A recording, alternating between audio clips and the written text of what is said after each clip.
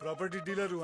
अरे आपको अपना घर दिखा रहा था। Pearls infrastructure. हम जानते हैं कि घर अरमान, उम्मीदों और सपनों का बना होता है, तभी तो हम घर बनाते हैं, जिंदगियां बनाते हैं। अक्षय, बाथरूम कब धोगे? आज संडे है ना। पेश है जादू। पापा, जादूगर से बोलिए ना कि केबल के सिग्नल्स को ठीक कर दे। आ गया और देता हूँ एक आवश्यक सूचना तुम्हें और तुम्हारे केबल ऑपरेटर को।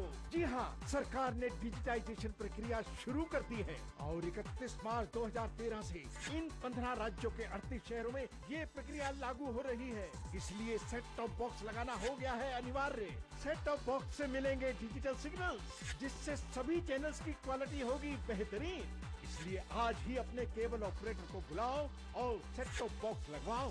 डिजिटाइजेशन अपनाओ, ढेरों फायदे पाओ। बड़े बड़े उपाय दान पुण्य से नहीं बनता काम। वास्तु दोष के कारण सब काम हो जाते हैं नाकाम। अब मत हो परेशान, जानिए ये सब होता है आखिर क्यों। सभी समस्याओं का समाधान जानिए संजय चोपड़ा से। कार्यक्रम आखिर क्यों में हर रोज सुबह 8:30 बजे सिर्फ चैनल 1 न्यूज पर। नर्मदा, शिप्रा या बस्तर का विस्तार, सांची का स्तूप हो या महाकाल का दरबार, भोज का भोपाल हो या हो खजुराहो का शिल्प, हम हैं भारत के हृदय प्रदेश। यहाँ क्या कुछ हो रहा है विशेष। देखिए MPCG विशेष सिर्फ चैनल 1 न्यूज पर। सुनो सुनो रे, सुनो सुनो रे, सुनो सुनो। हमने केबल टीवी का सेट टॉप बॉक्स लगवाया और दिल डिजिटल हो गया। Fantastic picture quality. सैकड़ों चैनलों में से अपनी पसंद के चैनल चुने, रेट कार्ड के हिसाब से पेमेंट करें। सोचोगे तो सोचते ही रह जाओगे। 31 मार्च के बाद 15 राज्यों के 38 शहरों में बिना सेटअप बॉक्स के कोई भी केबल टीवी नहीं देख पाएगा। लाखों परिवारों ने सेट टॉप बॉक्स लगवाया, अब आपका नंबर आया। सेट टॉप बॉक्स लगवाएं, डिजिटल हो जाएं। ऐसा घर आपने नहीं देखा होगा। संभाल के पोछा मारा अभी। आइए। ओ भाई साहब, ये देखिए हॉल, ये देखिए चिल्ड्रंस रूम, देखिए कितना बड़ा है। आपके बच्चे खेलते खेलते थक जाएंगे। हो गया, मजे ले लिए। आइए। और ये है बेडरूम। इसकी खिड़की से तारे दिखते हैं, तारे। आपको क्या लगा प्रॉपर्टी डीलर हूँ? अरे आपको अपना घर दिखा रहा था। Pearls infrastructure. हम जानते हैं कि घर अरमान, उम्मीदों और सपनों का बना होता है, तभी तो हम घर बनाते हैं, जिंदगियां बनाते हैं। अक्षय, बाथरूम कब धोगे? आज संडे है ना।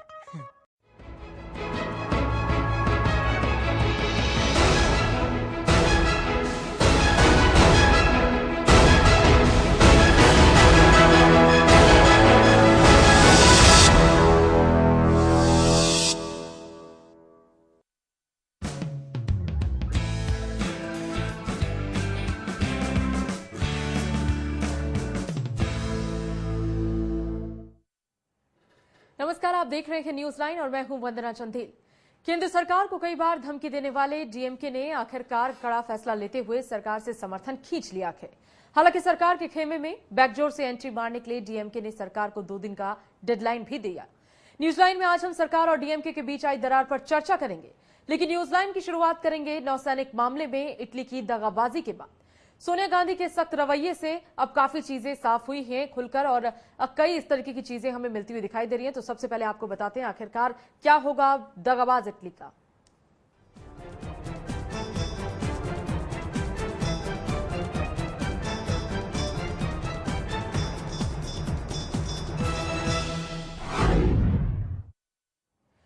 तो इटली पर अब सोनिया भी सख्त हो गई है। इटली की दगाबाजी पर पहली बार चुप्पी तोड़ते हुए सोनिया गांधी ने इटली को चेतावनी दी है। सोनिया गांधी ने नौसैनिक मुद्दे पर इटली को कड़ी चेतावनी देते हुए कहा कि इटली को सुप्रीम कोर्ट में किया गया वादा निभाना चाहिए। साथ ही सोनिया गांधी ने यह भी कहा कि कोई भी देश भारत को हल्के में ना ले। सुप्रीम कोर्ट के इटली के राजदूत को फटकार लगाने के बाद कांग्रेस अध्यक्षा सोनिया गांधी ने भी इटली को कड़ी चेतावनी दी है। कांग्रेस संसदीय दल की बैठक में सोनिया गांधी ने कहा कि नौसैनिक मुद्दे पर समझौता नहीं किया जाएगा, भारत को कोई भी देश हल्के में न ले। इटली हलफनामे का सम्मान करे और वादा निभाए। दरअसल इटली नौसैनिकों के इटली जाने के वक्त इटालियन राजदूत ने कोर्ट को नौसैनिकों की वापसी का लिखित आश्वासन दिया था, तब कोर्ट ने उन्हें 4 हफ्तों के लिए इटली जाने की इजाजत दी थी, जिसके बाद इटली ने भारत को सूचित किया कि वो अपने नौसैनिकों को वापस भारत नहीं भेजेगा। इसके बाद सुप्रीम कोर्ट ने कहा कि अगर 22 मार्च तक भारतीय मछुआरों की हत्या के आरोपी नौसैनिकों को अदालत में पेश नहीं किया गया तो कार्रवाई शुरू कर दी जाएगी। साथ ही अदालत ने इटली के राजदूत को भारत छोड़कर जाने पर भी लगी रोक को 2 अप्रैल तक बढ़ा दिया है और अगली सुनवाई भी अब उसी दिन होगी। उधर इटली ने भारत के सुप्रीम कोर्ट के उस फैसले को गलत बताया है जिसमें इटली के राजदूत के देश छोड़कर जाने पर रोक लगाई गई है। इटली के मुताबिक मैंसिनी के देश छोड़ने पर रोक लगाकर भारत वियना संधि का उल्लंघन कर रहा है। वियना संधि के मुताबिक राजदूतों को कोई भी देश कहीं भी आने जाने से नहीं रोक सकता। इस पूरे मामले के बाद भारत और इटली के रिश्ते में खटास तो आ ही गई है, लेकिन अब देखने वाली बात होगी कि भारत की कड़ी प्रतिक्रिया का इटली पर कोई असर पड़ता है या नहीं, और वो भारत की कड़ी चेतावनी के बाद इतालवी नौसैनिकों को वापस भारत भेजता है या फिर नहीं। News desk, channel 1 news. Supreme court सख्त होता है, सोनिया गांधी सख्त हो जाती हैं, लेकिन उसके बाद भी इटली को ये भाषा या ये बात समझ नहीं आ रही है। आखिर वजह क्या है? क्या इंडिया को लोग टेकन फॉर ग्रांटेड ले रहे हैं? क्या उन्हें लगता है कि हिंदुस्तान के संग किसी भी मसले को बस यूं ही हल किया जा सकता है? बहुत ज्यादा डिप्लोमेटिक होने की जरूरत नहीं है, बहुत ज्यादा भारत और उसके कानून और उसके अनुशासन को समझने और मानने की भी जरूरत नहीं है। क्या हकीकत यही है? इस पूरे मसले से देश की क्या छवि है, क्या मैसेज है जो जाएगा इंटरनेशनल कम्युनिटी को, ये हमारी बहुत बड़ी चिंता, और इस पर चिंता होना लाजमी है क्योंकि भारत एक विकासशील देश है और ताकि वो विकसित हो सके उसके लिए बहुत जरूरी है कि उसकी फॉरेन पॉलिसी, उसके अनुशासन, उसका अपना कानून, उसके मोरल वैल्यूज, तमाम चीजें उसके पास हों और वो बड़ी मजबूती से अंतर्राष्ट्रीय मंच पर इन सभी चीजों को रखे। आज इसी पर करेंगे चर्चा। हमारे साथ हमारे गेस्ट मौजूद हैं। हमारे साथ कैप्टन सोलंकी साहब, बीजेपी लीडर हैं, बहुत बहुत स्वागत है सोलंकी जी आपका। साथ ही मुनाजिर हसन साहब, जेडीयू लीडर हैं और बहुत बेहतर तरीके से हमें समझा पाएंगे आखिरकार इससे वो क्या समझते हैं। फजल इमाम मलिक साहब, जो अक्सर हमारे साथ होते हैं न्यूज लाइन में, आज भी हैं और उनकी कीमती राय का आज हम फायदा उठाने वाले हैं। सबसे पहले कैप्टन सोलंकी साहब, आपसे मेरा ये सवाल है सर, आप जरा बताएं, सुप्रीम कोर्ट भी सख्त होता है, सरकार की तरफ से भी आंखें जो हैं वो थोड़ी टेढ़ी की जाती हैं इटली को लेकर। सोनिया गांधी भी आज ये कह रही है कि हिंदुस्तान को कोई हल्के में ना ले। हम क्या मैसेज देना चाह रहे हैं इटली को या इटली जैसे उन तमाम देशों को जिनसे हमेशा हम ऐसे मसलों पर दो चार होते रहे हैं और उनकी दगाबाजी का हम शिकार होते रहे हैं? ये हमारे देश की विशेषता है कि जब भी कोई ऐसा मसला आता है जो भारतवर्ष का होता है, अंतर्राष्ट्रीय स्तर पर चर्चा की विषय होती है, उसमें पूरा का पूरा देश एक हो जाता है। हमारे दोनों सदन, राज्यसभा और लोकसभा के अंदर इटली का जो समाचार आया कि हम नौसैनिकों को वापस नहीं भेजेंगे, इसकी भर्त्सना की गई, इस पर चर्चा की गई और प्रधानमंत्री जी ने भी 2 टूक शब्दों में कह दिया कि इटली का ये जो रवैया है ये बर्दाश्त नहीं किया जाएगा। और इसलिए ये भारतवर्ष की जो विशेषता है कि हम कई मुद्दों पर सब अपने राजनीतिक भेदों को भूल करके और एक हो जाते हैं जी। ये बात जरूर गौर करने की है जो श्रीमती सोनिया गांधी ने कहा है कि कोई भी भारतवर्ष को हल्के में न ले जी, क्योंकि भारतवर्ष को अन्य देशों के लोग हल्के में ही ले रहे हैं, चाहे पर वो चीन का मामला हो और चाहे फिर श्रीलंका का मामला हो, चाहे फिर किसी अन्य देश का मामला हो। और इस पर विचार करने की जरूरत भारत को आवश्यकता है कि हमारी स्थिति इतनी कमजोर क्यों हो गई है। बिल्कुल, बहुत सही। ये जो आपने कहा ना सोलंकी साहब, ये बड़ी मुद्दे की बात है कि आखिरकार ये हमारी स्थिति इतनी कमजोर कैसे हो गई कि शब्दों के माध्यम से हमें ये कहना पड़ रहा है कि आप हमें हल्के में मत लीजिए। असल में होना तो ये चाहिए था कि हमें ये कहने की जरूरत ही ना पड़ती, ये अंडरस्टूड होता लोगों को, तमाम देशों को, तमाम मुल्कों को, चाहे हमारे पड़ोसी हैं या फिर कोई और है या हमारे दुश्मन हो, जो भी हो, उन्हें ये बात खुद ब खुद कन्वे होती, समझ आती, ये दिखता, सबको दिखता कि हिंदुस्तान एक मजबूत देश है और उससे पंगे नहीं लिए जा सकते, उसके साथ धोखेबाजी नहीं की जा सकती, दगाबाजी नहीं की जा सकती, उनके कानून को मजाक नहीं माना जा सकता। मुनाजिर हसन साहब, जो भी कैप्टन सोलंकी कह रहे हैं उसी पे मैं आपका रिएक्शन चाहती हूं। क्या लगता है आपको, क्यों हमारी छवि इतनी कमजोर हो गई कि अब हमें वर्बली, शब्दों के माध्यम से बातों को कहकर बताना पड़ रहा है कि देखिए हम हिंदुस्तान हैं और हमें हल्के में मत लीजिएगा?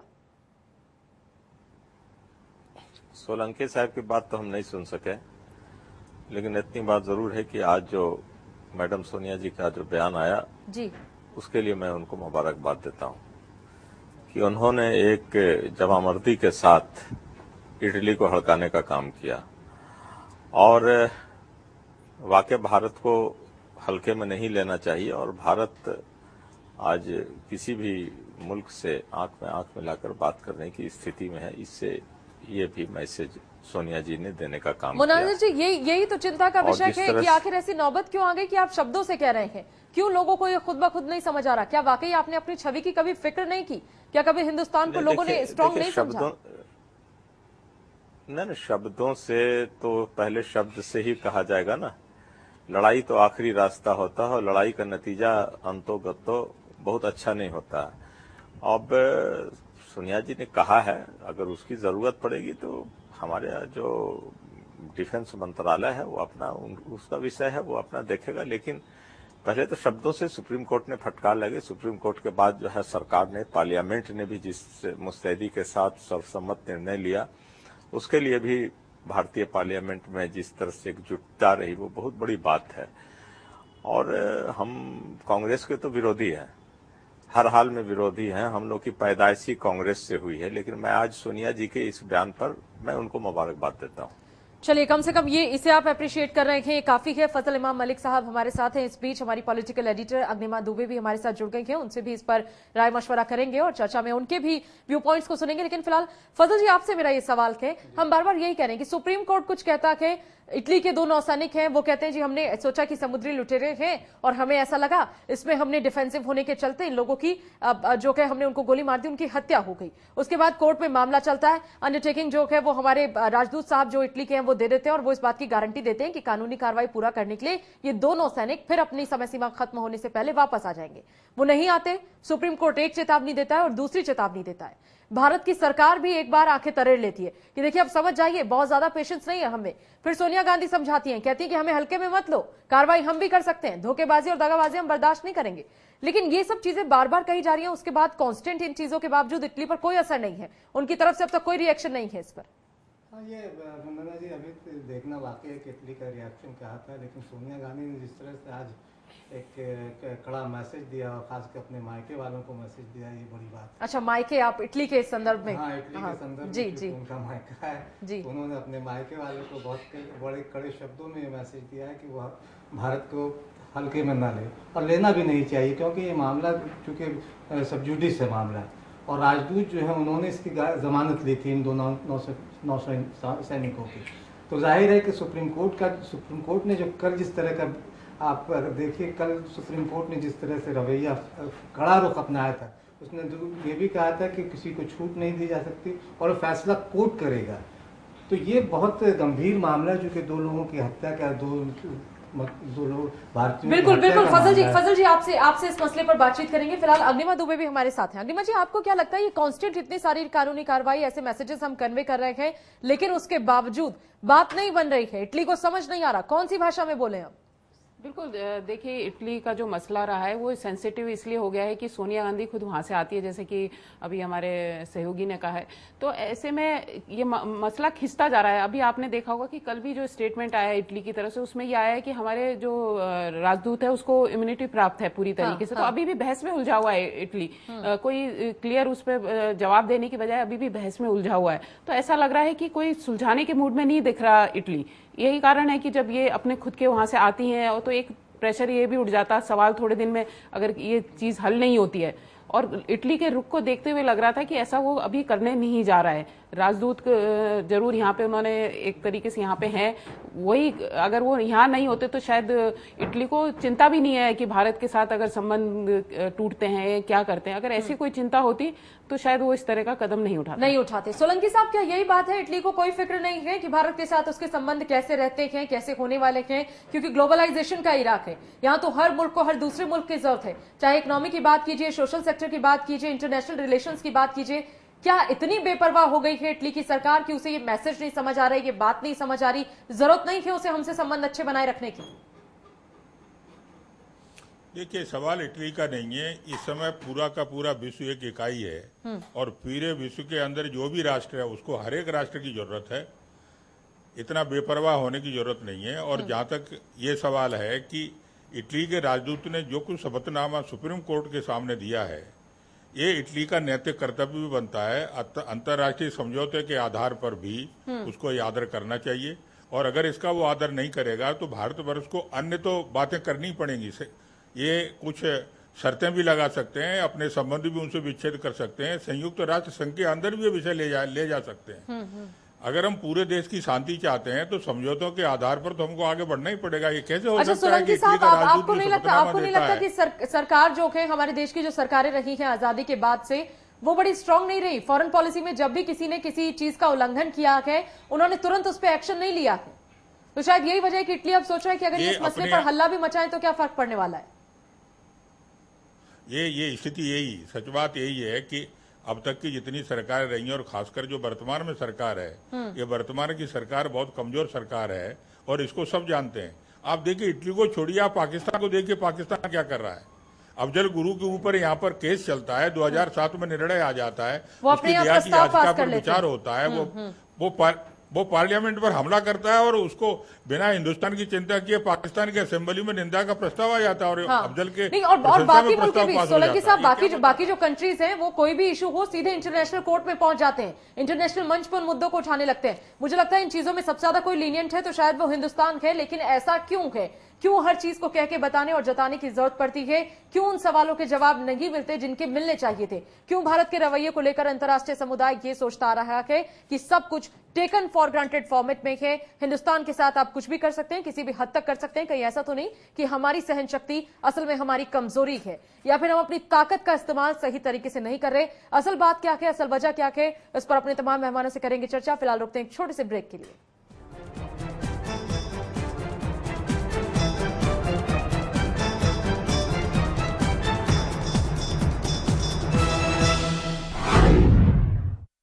लाख तक अधिग्रहण की 1 एकड़ की राशि थी, किसानों के लिए धरती की ये कीमत जरा सी थी। भूपेंद्र सिंह हुड्डा ने इसे 72 लाख तक बढ़ा दिया, 33 साल तक दे रॉयल्टी, किसान शिखर पे चढ़ा दिया। 33 साल तक देकर रॉयल्टी, किसान शिखर पे चढ़ा दिया। वर्तमान हरियाणा सरकार के आने से पहले किसान भाइयों की जमीन का अधिग्रहण कौड़ियों के भाव लगभग 2 से 3 लाख रुपए प्रति एकड़ के हिसाब से किया जाता था।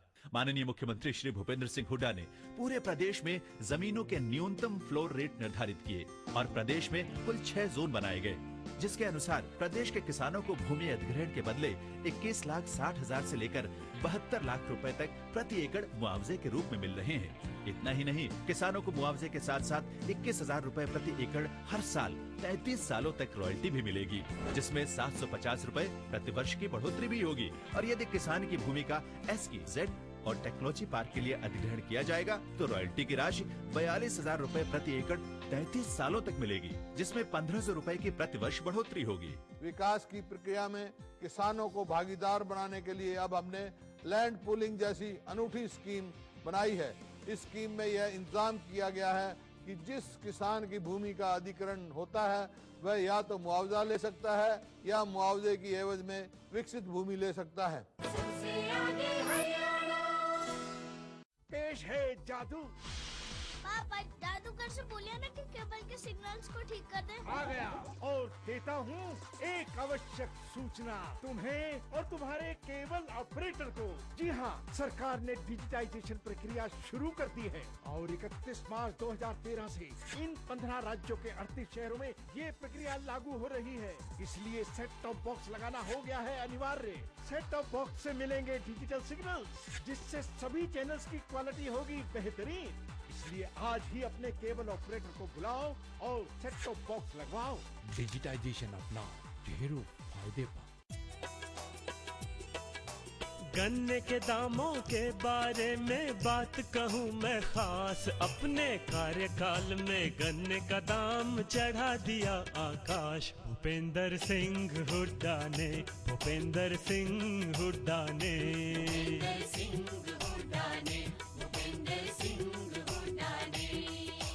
जहां पिछली सरकार ने 6 वर्षों के शासनकाल के दौरान गन्ने के दामों में केवल 22 रुपए प्रति क्विंटल की बढ़ोतरी की थी, वहीं हुड्डा सरकार ने अपने कार्यकाल के दौरान गन्ने के दामों में 159 रुपए की बढ़ोतरी कर इसे 276 रुपए प्रति क्विंटल तक पहुंचा दिया, जो देश में सर्वाधिक में से एक है।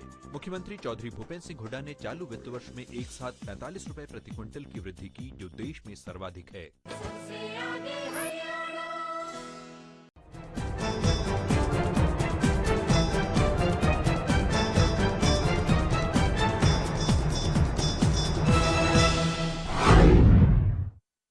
इटली पर सोनिया सख्त हैं और जैसा हमारे एक मेहमान फजल इमाम मलिक साहब ने भी कहा कि माइको को भी हिड़की दे दी। उन्होंने कहा कि देखिए, ससुराल के साथ कोई छेड़खानी, कोई बदमाशी की, कोई धोखेबाजी, कोई दगाबाजी की तो चाहे आप मायके के लोग सकी, आपको बर्दाश्त नहीं किया जाएगा। सोनिया जी कह रही हैं तो तमाम दल भी इस पर एकजुट हैं। एकजुट होने की वजह भी है कि बात जब देश की हो, बात जब मुद्दों की हो, बात जब सही और गलत की हो तो एक होना लाजमी है। हमारे साथ हमारे तमाम मेहमान हमारे पैनल में मौजूद हैं। कैप्टन सोलंकी साहब बीजेपी लीडर हैं, हमारे साथ बने हुए हैं। मुनाजिर हसन जो कि जेडीयू से नेता हैं, सांसद हैं, वो भी इस वक्त हमारे साथ हैं। अग्निवा दुबे जी हमारी पॉलिटिकल एडिटर और फजल इमाम मलिक साहब सभी इस वक्त हमारे साथ हैं।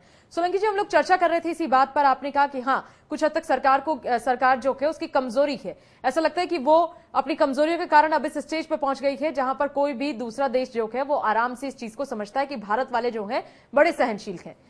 आपने ये बात कही और अब इस बात पर मुनाजिर जी आपसे मैं जानना चाहूंगी, क्या हमारी सहनशीलता हमारी कमजोरी बनती जा रही है? हम हर चीज को आराम से सहते हैं, चाहे वो पाकिस्तान से जुड़ा हुआ मसला आप देख लीजिए, बांग्लादेश के साथ कई चीजों में देख लीजिए, श्रीलंका के साथ देख लीजिए। ये वो मुल्क है जिनसे हमारी सीमाएं सटी है। दूसरे मुल्कों की जाति भी कई बार हम चुपचाप सहते हैं।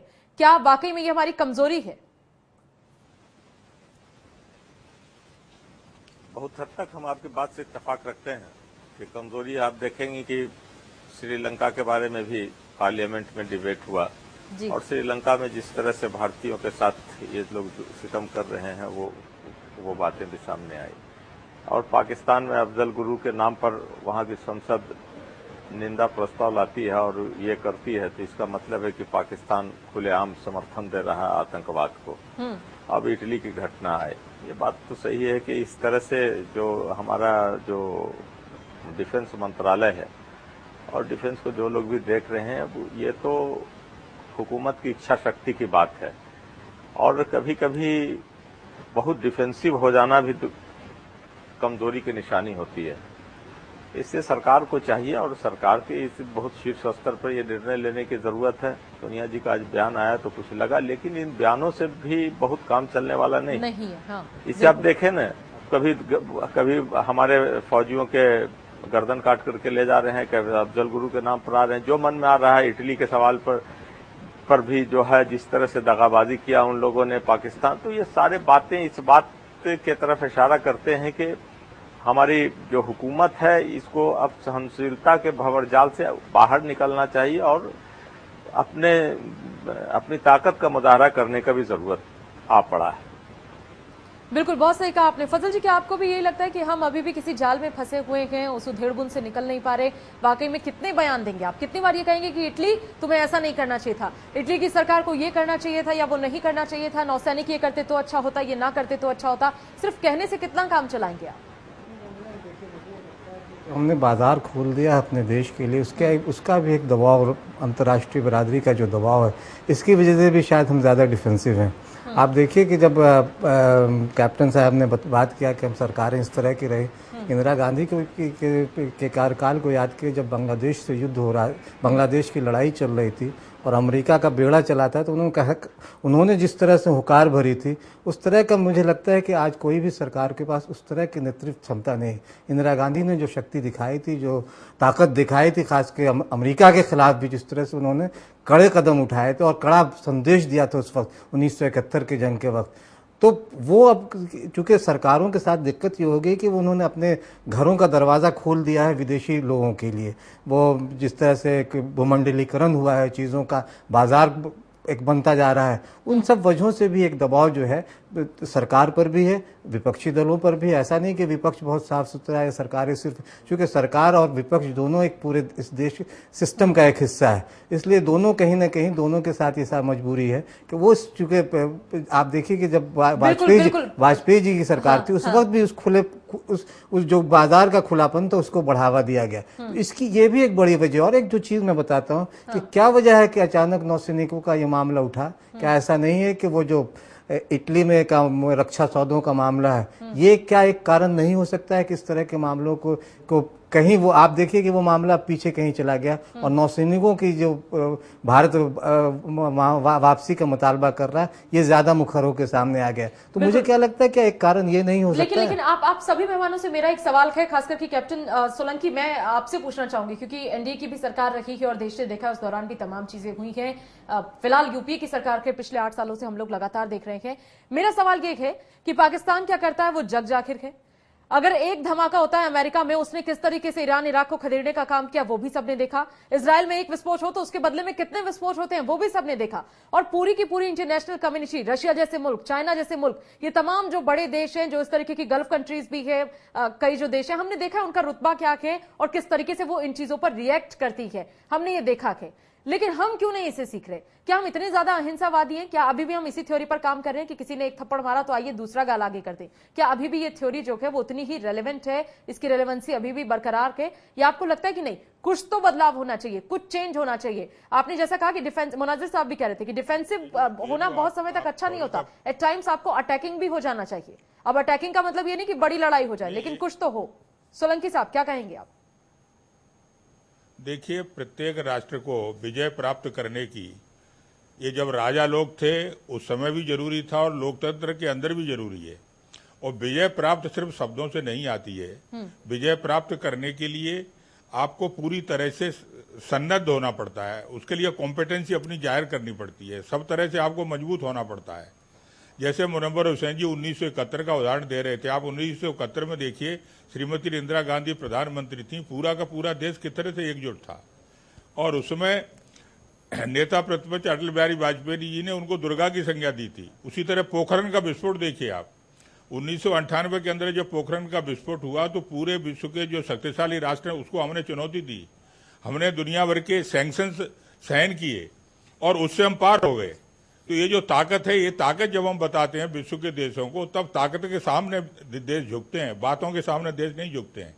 संयुक्त राष्ट्र संघ हो चाहे अंतर्राष्ट्रीय समझौते हों, ये सब कहने के लिए होते हैं, लेकिन जो राष्ट्र का माइट है, जो राष्ट्र की ताकत है, वो ताकत राष्ट्र की एकजुटता में होती है। उसमें सारी चीजें आती हैं। हाँ। उसमें समृद्धि भी आती है, उसमें देश की विकास दर भी आती है, और आपके पास कितने साधन है वो भी सारी की सारी चीजें आती हैं। आप जरा कल्पना तो कर दिए, डिफेंस का जो मामला है वो अपने बजट के अंदर डिफेंस के लिए अपने कितना। कैप्टन साहब बीच में मैं आपको माफ करें, मैं रोक रहा हूँ। एक तो ये है कि क्या इस समय देश एकजुट नहीं है? जैसे आपने कहा कि 1971 में देश एकजुट था, तो क्या क्यों आज नहीं है देश एकजुट? इसकी चूंकि आप विपक्ष में है और यूपीए पक्ष सत्ता में है, तो क्यों, क्या कारण है कि आप देश को एकजुट नहीं कर पा रहे हैं, आप तमाम राजनीतिक दल? और दूसरी बात जो आपने कहा कि दुर्गा की, अटल बिहारी वाजपेयी जी ने दुर्गा की संज्ञा दी थी इंदिरा जी को। मैंने अटल बिहारी वाजपेयी का इंटरव्यू देखा है पिछले दिनों, जब उनके जन्मदिन पर उन्होंने कहा कि मैंने ऐसी कोई बात नहीं कही थी। तो कृपया आप इस पे भी अपनी टिप्पणी करेंगे।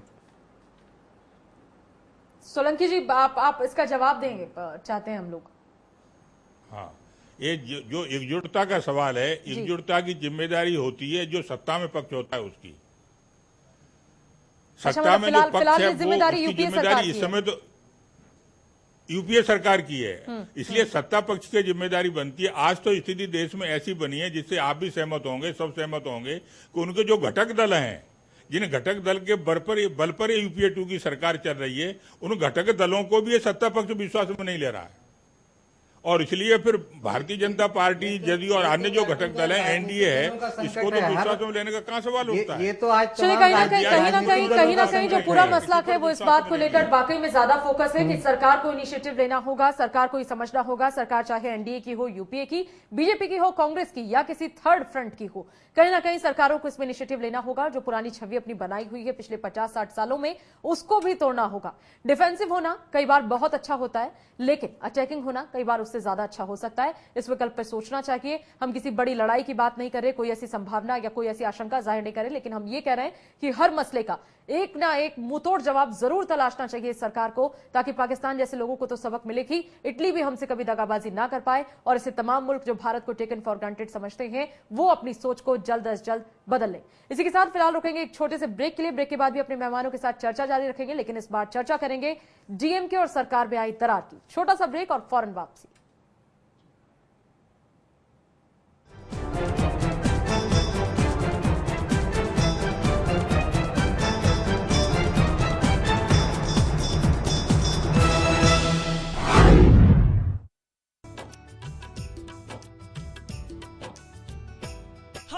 बिजली समस्या के बारे में हुड्डा ने किया विचार।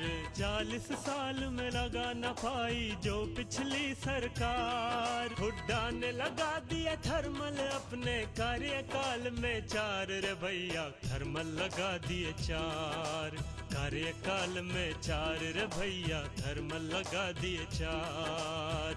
बिजली किसी भी प्रदेश के विकास की धुरी है। जहां तक प्रदेश में बिजली उत्पादन का सवाल है, वर्ष 1966 से लेकर फरवरी 2005 तक 40 वर्षों के दौरान हरियाणा में बिजली का उत्पादन सिर्फ 1587 मेगावाट ही था। श्री भूपेंद्र सिंह हुड्डा ने मार्च 2005 में मुख्यमंत्री का पदभार संभालते ही प्रदेश में लगभग 5000 मेगावाट बिजली और पैदा करने का लक्ष्य रखा और इस पर तेजी से काम शुरू किया।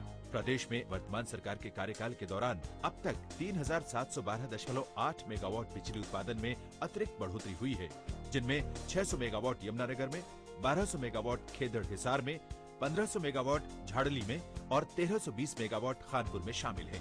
पूर्ववर्ती सरकार के कार्यकाल के दौरान जुलाई 1999 से फरवरी 2005 तक बिजली उत्पादन में केवल 724.4 मेगावाट की वृद्धि हुई थी, जबकि वर्तमान सरकार के कार्यकाल के दौरान अब तक 3712.8 मेगावाट बिजली का उत्पादन करके 3 गुना से भी अधिक की बढ़ोतरी की गई है। प्रदेश में इसके अतिरिक्त 250 मेगावाट बिजली अक्षय ऊर्जा से भी मिलेगी। अब हरियाणा में बिजली का कुल उत्पादन 5300 मेगावाट हो गया है। पेश है जादू।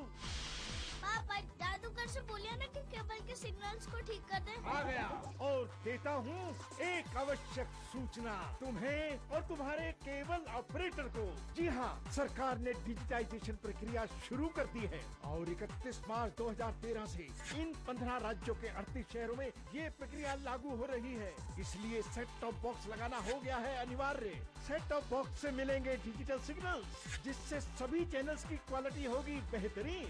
इसलिए आज ही अपने केबल ऑपरेटर को बुलाओ और सेट टॉप बॉक्स लगवाओ। डिजिटाइजेशन अपना ढेरों फायदे पा। ऐसा घर आपने नहीं देखा होगा, संभाल के पोछा मारा अभी। आइए, ओ भाई साहब ये देखिए हॉल, ये देखिए चिल्ड्रंस रूम, देखिए कितना बड़ा है। आपके बच्चे खेलते खेलते थक जाएंगे। हो गया, मजे ले लिए। आइए, और यह है बेडरूम। इसकी खिड़की से तारे दिखते हैं, तारे। आपको क्या लगा प्रॉपर्टी डीलर हुआ? अरे आपको अपना घर दिखा रहा था। Pearls infrastructure. हम जानते हैं कि घर अरमान, उम्मीदों और सपनों का बना होता है, तभी तो हम घर बनाते हैं, जिंदगियां बनाते हैं। अक्षय बाथरूम कब धोगे? आज संडे है ना।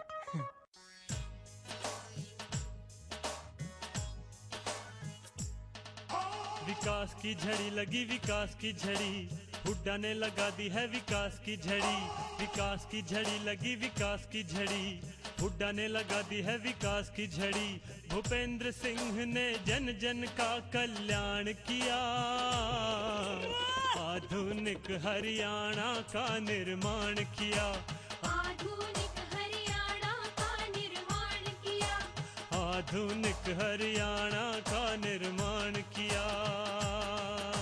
जो हरियाणा प्रति व्यक्ति निवेश में 14वें नंबर पे था हिंदुस्तान में, 2005 से आज हिंदुस्तान में वो नंबर 1 पर है।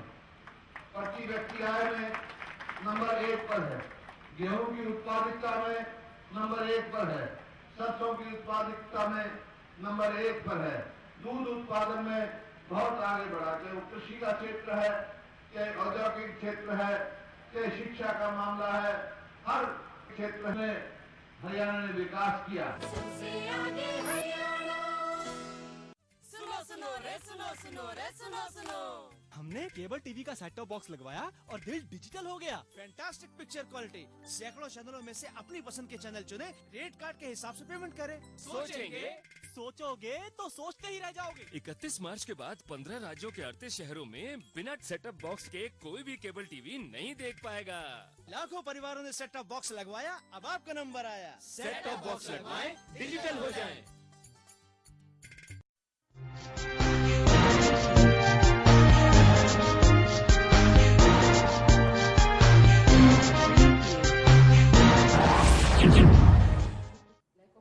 न जाने क्यों करुणानिधि की करुणा अब सरकार के साथ खत्म हो गई है।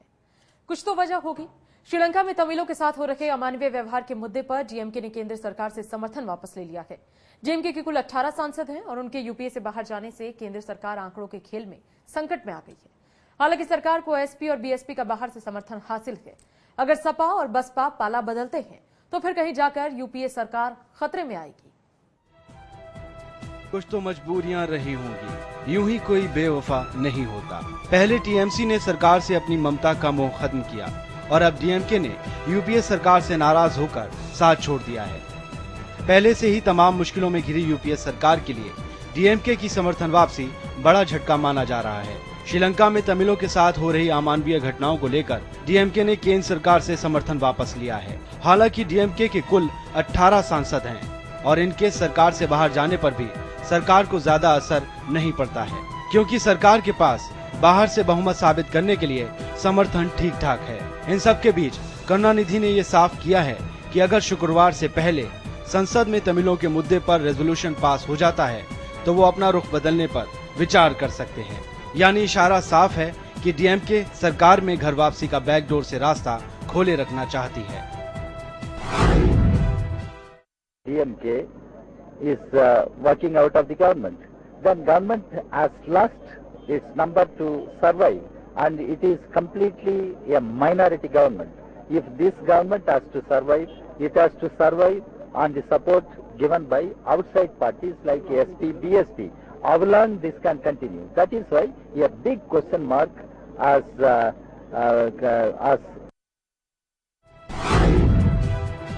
समर्थन वापस लेने से पहले डीएमके ने संसद में प्रश्नकाल स्थगन का नोटिस दिया था। दिल्ली में कांग्रेस संसदीय दल की बैठक में सोनिया गांधी ने भरोसा जताया था कि उनकी पार्टी तमिलों के मानवाधिकारों का समर्थन करेगी और उनके मानवाधिकारों के प्रति कांग्रेस पार्टी का नजरिया बिल्कुल साफ है। The plight of Tamils in Sri Lanka is very close to our hearts. Our support for their equal rights and equal protection of the laws to them has been unwavering since the days of Indira Ji and Rajiv Ji.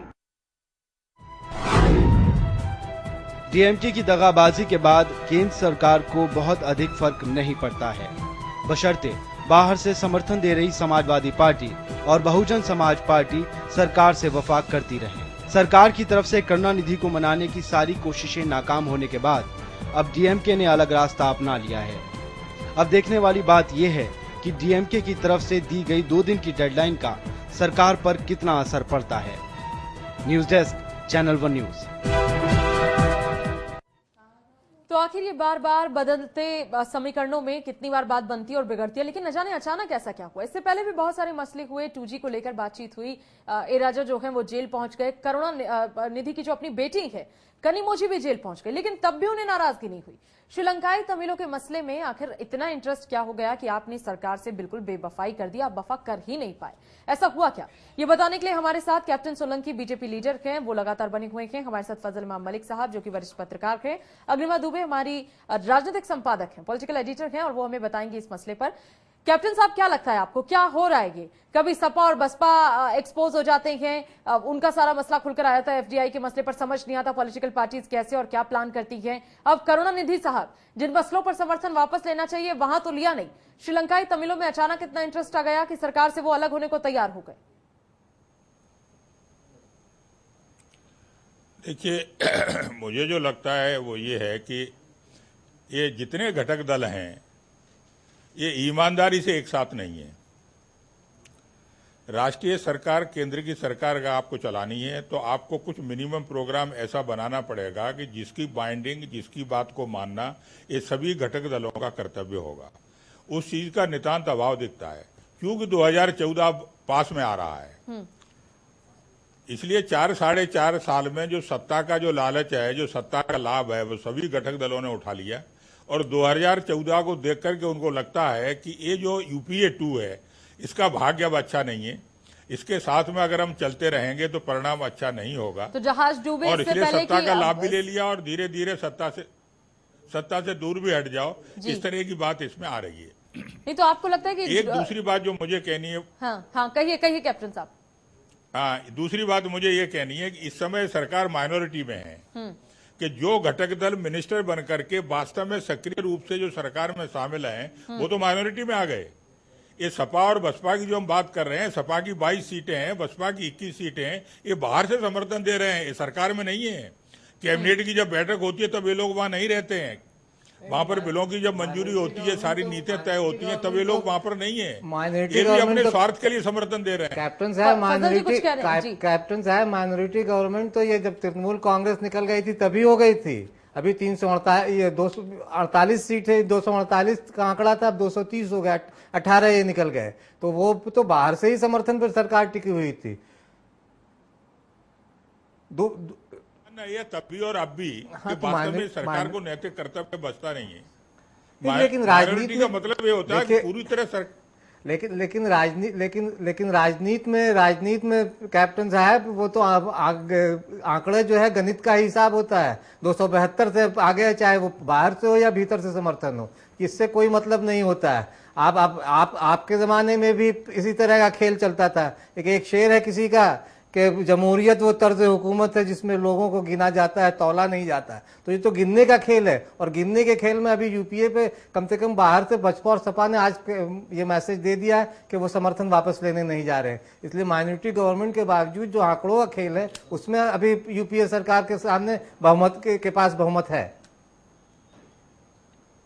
नहीं, इस बात से मैं सहमत हूं कि सरकार जो है आंकड़ों के आधार पर ही चलती है। आज यूपी टीओ के पास वो नंबर है जिसके कारण वो सरकार में रह सकते हैं, सरकार वो नहीं गिर सकती।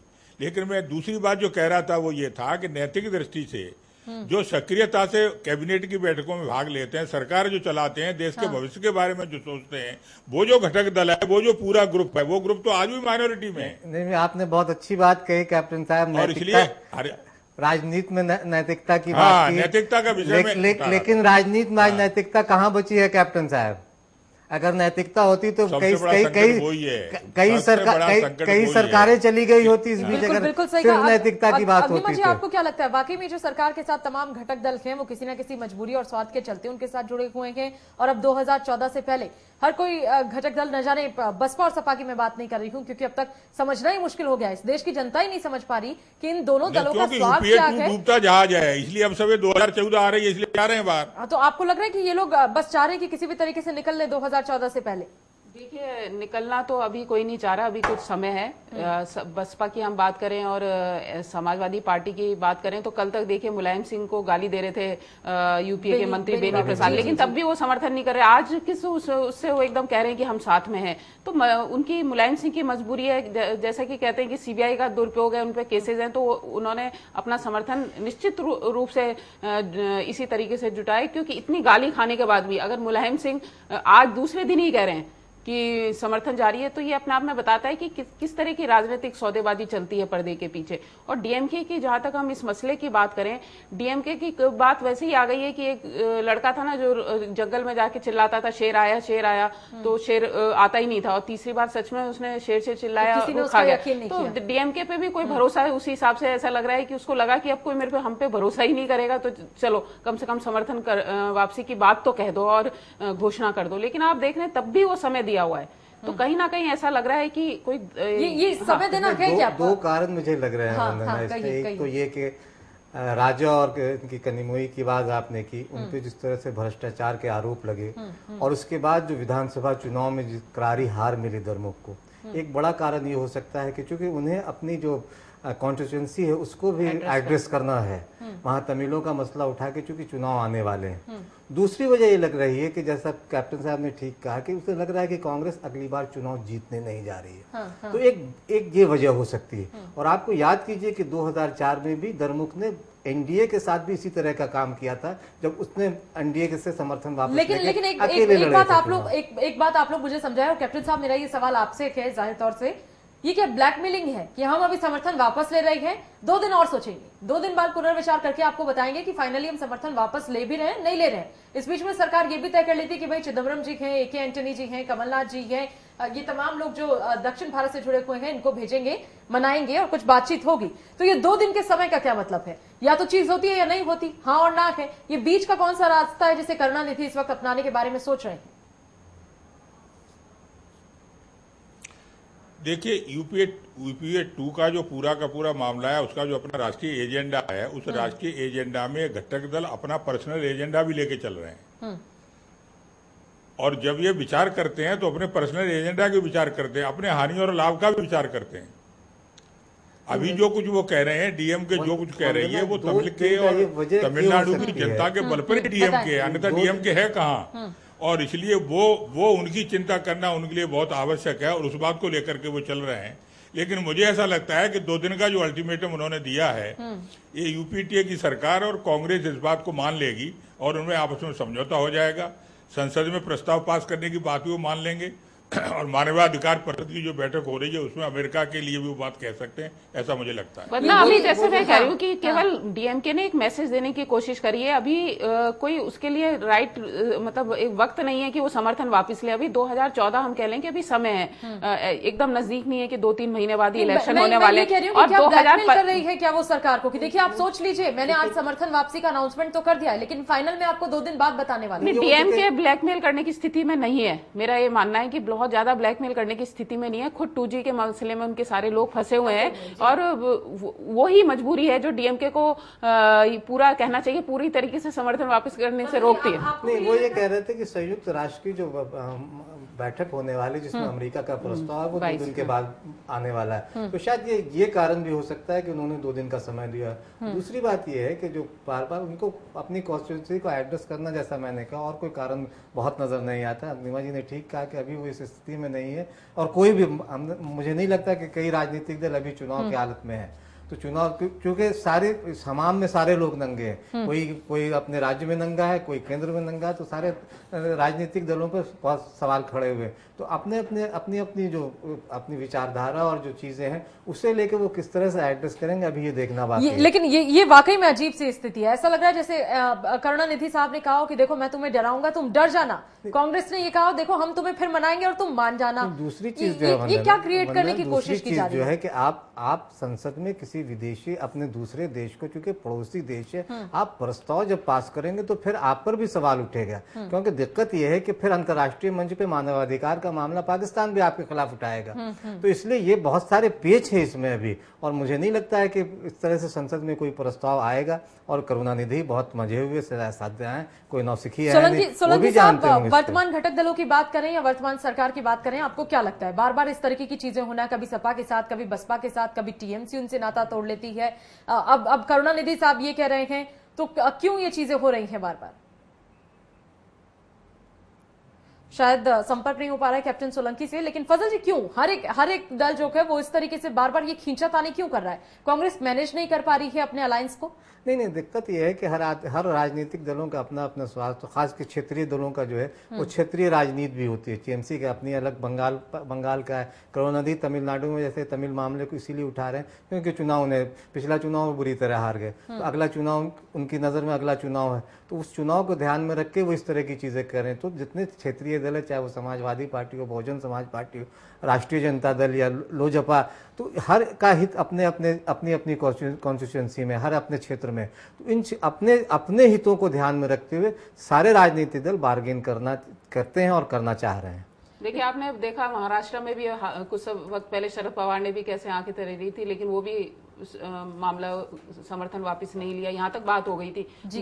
तो ये जो जैसे कि कह रहे हैं कि बिल्कुल जो राजनीतिक दल हैं वो अपना इंटरेस्ट देख रहे हैं, और वही है कि वो उनको तमिलनाडु का, जहाँ तमिल्स का मसला है, डीएमके की वहाँ पे विपक्ष में है, जब इलेक्शन आने तो कैसे एड्रेस करे तमिल इशू को, और यही कारण है कि तमिल इशू को इस माध्यम से उसने एड्रेस करने की कोशिश करी है। और जहां तक संसद में प्रस्ताव आने की बात है, वो निश्चित तौर पे सरकार के लिए थोड़ा मुश्किल है, क्योंकि हमने अभी तक जो प्रस्ताव आए हैं वो कश्मीर को लेके ही आया है कि जो इशू पे पाकिस्तान के खिलाफ भी हम डायरेक्ट नहीं आए हैं, लेकिन उससे रिलेटेड इशू को हमने संसद में प्रस्ताव पारित किया है। और एक किसी देश के मसले पर प्रस्ताव आना वो भी थोड़ा सा मुश्किल पैदा करता है। विदेश नीति का भी सवाल हो जाता है, क्योंकि अभी आपने पाकिस्तान के खिलाफ निंदा प्रस्ताव पास किया इसी मसले पे कि घरेलू मामले में हस्तक्षेप, और हम तमिलनाडु के मामले, चूंकि फिर अंतर्राष्ट्रीय मंच पे पाकिस्तान भी मुद्दे को इस तरह के उठाएगा कि कश्मीर में मानवाधिकार का हनन हो रहा है, इस तरह के मामले, तो ये सारी चीजें हैं। लेकिन आपको लगता है कि करुणानिधि के इस स्टेटमेंट के बाद कि हम समर्थन वापस लेने जा रहे हैं, 2 दिन की डेडलाइन के बाद, जैसे कैप्टन साहब भी कह चुके हैं कि मुझे नहीं लगता कि वो समर्थन वापस लेंगे, आखिरकार वो एक हो जाएंगे, और ये ऐसा होता रहा है। हमने एनसीपी में भी अग्निमा जी जिक्र कर रहे हैं, ऐसा हुआ आज ही प्रफुल्ल पटेल का बयान आ गया कि अभी कोई इसको बहुत जल्दी मत आप लोग आकलन कीजिए। प्रफुल्ल पटेल ने बयान दिया। आपको लगता है कि अगर वो अलग भी हो जाती तो कोई फर्क पड़ने वाला है? अभी तो कुछ सेहत पर असर नहीं है। अभी तो आप देखिए कि आप मेजोरिटी में 18 के बावजूद देखिए, इसमें यह है कि सरकार कहें कि कांग्रेस इस चीज का मन बना चुकी है। 4 महीने 5 महीने पहले ही बना लिया था, जब प्रधानमंत्री ने और पूरी इनकी कांग्रेस ने ऐसे फैसले लेने शुरू किए थे, रिटेल वाला मसला लिया और कई सख्त फैसले लिए थे, तभी कांग्रेस ने मन बना लिया था अगर कोई पार्टी जाना चाहती है तो जाए। उसमें टीएमसी का एक रहा था, टीएमसी चली गई बाहर। तो बहुत ज्यादा कांग्रेस बहुत किसी हद तक ऐसे नहीं जाएगी। अगर डीएमके बिल्कुल जाने के लिए तैयार ही है, अगर मनी बना लिया है, तो प्रस्ताव से भी मुझे नहीं लगता संतुष्ट होगी, क्योंकि प्रस्ताव में वो जो कह रहे हैं वो आना उस तरह की भाषा में बहुत मुश्किल है। वो अगर हम उसको कहें, लेकिन हाँ एक फेस सेविंग देनी होगी करुणानिधि को, तो वो देखना होगा कि सरकार का अभी तक जो स्टैंड रहा है इस इशू पे, जनरल जो एक स्टैंड रहा है श्रीलंका पे, हो सकता है उसको मेंशन करे, लेकिन थोड़ा डिफिकल्ट जरूर होगा। बिल्कुल कैप्टन सोलंकी, दो ही मुद्दे वो चाह रहे हैं कि वो प्रस्ताव लाए कि वहाँ जो हो रहा है वो जनसंहार है, और जो अधिकारी हैं इसके लिए दोषी हैं। पता नहीं अब सरकार इस मामले में किस तरह से डील करती है। निष्पक्ष जांच की बात करें। बिल्कुल बिल्कुल, ये देखना होगा। फिलहाल इस बीच में एक और स्टेटमेंट आया और बड़ी हैरत वाली बात है, समझ नहीं आया दरअसल ये कटाक्ष है या कॉम्प्लीमेंट था या कमेंट था, बड़ा मुश्किल है। जब ये पूरा वाकया हो रहा था, मेरे ख्याल से आप सब इस बात से वाकिफ होंगे, नीतीश जी की तरफ से एक कमेंट आ जाता है। वो कहते हैं कि भाई ये जो कांग्रेस के तमाम लीडर्स हैं, पूरी हायरार्की में जो लीडर शामिल हैं, वो बड़े निपुण हैं, वो जानते हैं कब कहां कौन से स्क्रू फिट करना है। सोलंकी साहब, क्या मतलब है नीतीश जी की इस बात का? वो कहते हैं कि ये सभी लोग बड़े निपुण हैं। किस चीज में? ठगने में निपुण है, या बात को बनाने में निपुण है, या बिगाड़ने में निपुण है? किस चीज में वो निपुण बता रहे हैं? देखिए, कांग्रेस पार्टी सरकार कैसे चलाई जाती है उनको मालूम है। उनको ये भी मालूम है कि जनता को भ्रमित करके किस तरह से सरकार में आया जाता है, ये भी उनको अच्छी तरह से मालूम है। और ये सरकार जो यूपीए 2 की है, जिसमें कांग्रेस सबसे बड़ी पार्टी है, या जिन प्रदेशों के अंदर कांग्रेस की पार्टी है, वहां पर भी नेताओं को अगर आप देखोगे तो वो भारत के विकास में विश्वास नहीं करते। वो भारत प्रगति करे, भारतवर्ष का उत्थान हो, यहाँ की विकास दर बढ़े, उद्योग अच्छे लगे, इन सब बातों में विश्वास नहीं करते। इसलिए आप देखेंगे बजट के अंदर क्या स्थिति है, कितना नीचे चला गया है। यानी गरीबी उन्मूलन के अंदर भी अपने से नेपाल आ गए, अपने से बांग्लादेश आ गए। अब ये स्थिति जो बनी है, तो कांग्रेस के जितने नेता हैं अच्छी तरह जानते हैं कि चुनाव प्रबंधन कैसे किया जाता है, जनता को भ्रमित कैसे किया जा सकता है, वोट कैसे प्राप्त किए जा सकते हैं। इसके अंदर उन्होंने बहुत निपुणता और कुशलता प्राप्त की है। इसी तरह से वो जीतते हैं और इसी तरह से वो सरकार भी चला रहे हैं। इस मामले में आप ये जनता को समझने की जरूरत है कि कांग्रेस कैसी होगी और उसके नेता कैसे होंगे। बीजेपी इस मामले में पीछे रह गई है क्या? इस मामले में भाजपा क्यों पीछे रह जाती है कैप्टन साहब? वो भी तो वही खेल कर रही है जो खेल आप कर रहे हैं। नहीं, भारतीय जनता पार्टी इस बात में राष्ट्र के जो प्रमुख चीजें उसके अंदर भारतीय जनता पार्टी कभी समझौता नहीं करती। आपने देखा होगा 13 दिन की सरकार अटल जी की गिरी है, लेकिन ऐसा होता सरकार इसलिए नहीं, भारतीय जनता पार्टी को नहीं करती। कोई नैतिक और आदर्श के मूल्यों पे नहीं गिरी। आपने वहाँ बहुमत खो दिया था इसलिए गिरी है। इसे किसी आप नैतिकता या किसी बहुमत हमने खो दिया, और बहुमत नहीं, बहुमत आपने खो दिया था 13 दिन में कैप्टन साहब। आप इसको मत, ये एकदम अलग मुद्दा है। आप अगर आप उस पे जाएंगे तो आपने वहां बहुमत खो दिया था, आपकी सरकार वहां अल्पमत में थी और अरे हमने बहुमत खो दिया तो सरकार तो नहीं, सुनो तो अटल जी ने प्रधानमंत्री पद से इस्तीफा दे दिया, लेकिन अटल जी ने वो निपुणता का, वो कुशलता का उपयोग नहीं किया। नहीं तो ये तो जो सरकार बचाने के लिए कांग्रेस के नेता करते हैं। कैप्टन साहब, ये तो कमी है, ये तो फिर खामी है कि अगर आप वाकई में अच्छा काम कर सकते थे तो आपने उस वक्त क्यों ये योग्यता नहीं दिखाई, क्यों ये निपुणता नहीं दिखाई कि चीजें बचती। अगर आप ये क्लेम कर रहे हैं कि भारतीय जनता पार्टी राष्ट्रीय हितों को प्रायोरिटी देती है, उनकी प्राथमिकता है उनको लेकर, तो क्यों वो निपुणता तो फिर आप में भी होनी चाहिए। आप खरीद फरोख्त की बात कर रहे हैं। इंडिया शाइनिंग वगैरह नारा भी आपका ध्वस्त हो गया। खरीद फरोख्त की बात है तो आप पिछला आप उत्तराखंड का मैं वाकया बताता हूँ जहाँ भाजपा ने किस तरह से खरीद फरोख्त किया, वही खेल इस बार कांग्रेस ने किया आपके साथ।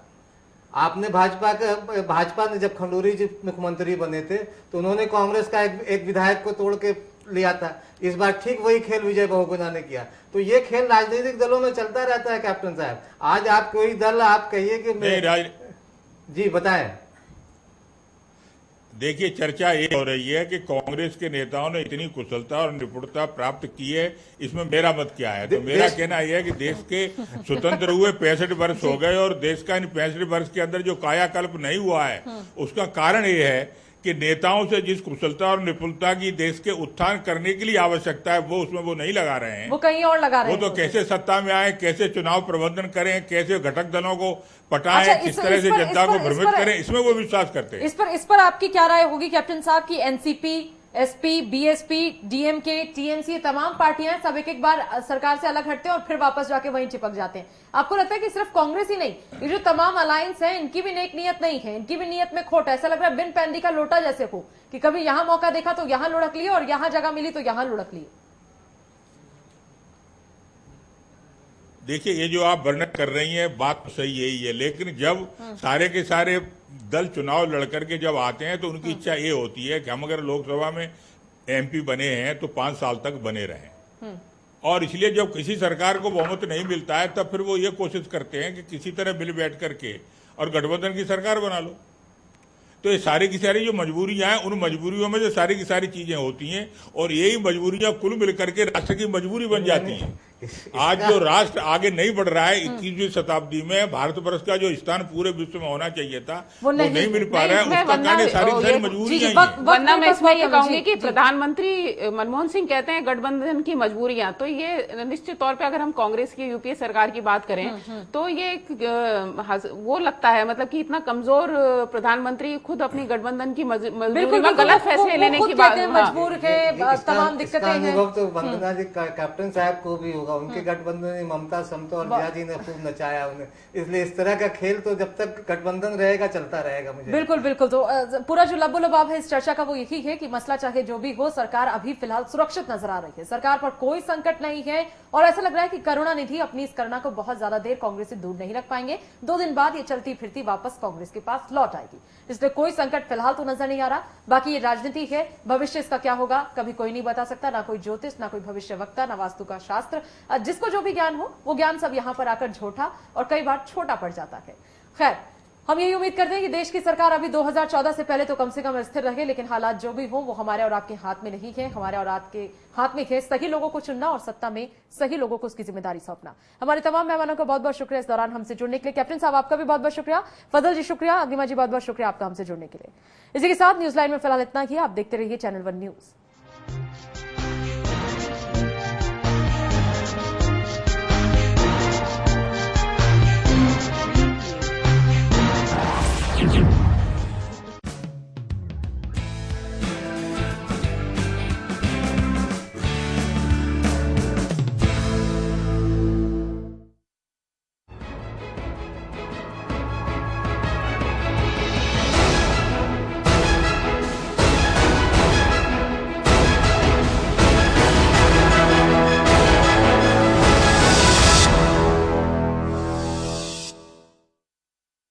आपने नहीं देखा होगा, संभाल के पोछा मारा अभी। आइए, ओ भाई साहब ये देखिए हॉल, ये देखिए चिल्ड्रंस रूम, देखिए कितना बड़ा है। आपके बच्चे खेलते खेलते थक जाएंगे।